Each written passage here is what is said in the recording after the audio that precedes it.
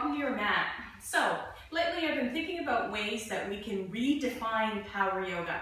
And from my days as an Anusara teacher, I've learned that you don't have to move quickly or move through a flow to make your postures more powerful or to create a more powerful flow for your mixed level classes.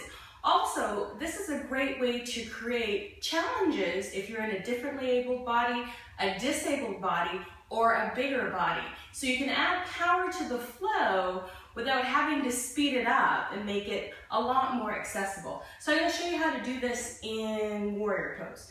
So I'm going to step my right foot forward and my left foot back. And what I like to do for me, what's comfortable in my body, is that my heel intersects the arch of my foot.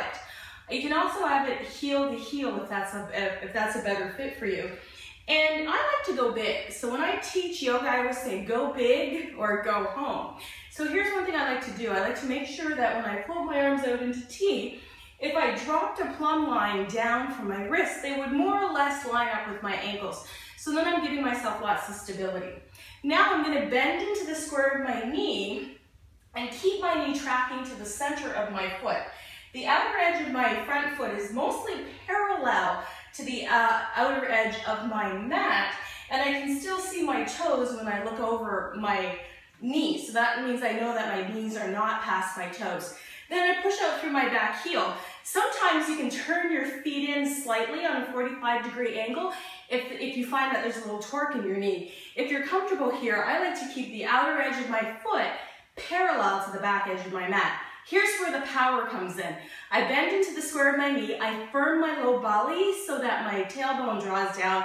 I do a big circle with my arms so that my shoulder blades nestle together on my back, and then I push the mat away with my legs energetically. So if I touch my legs, I can feel muscles engaged.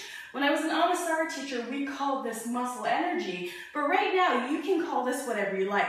Muscle activation is a favorite word of mine. So now I'm pushing the mat, I'm trying to make it wider with my feet.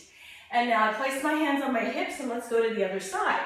So now you're creating power and strength in the poses. So you can slow down the practice, hold the poses, focus on the breath, and then focus on creating muscle energy within the pose, or muscle contraction, or muscle synergy, whatever you want to call it.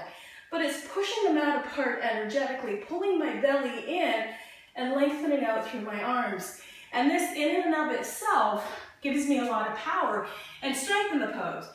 So once you get all your students there, the students who may have gotten there first and maybe holding the pose for a little bit, will feel some energy and some strength, and will have some time to focus on your breath while you're working with your other students who may need a little bit of help and a little more time to get there. So it's all about redefining what power means in your yoga class.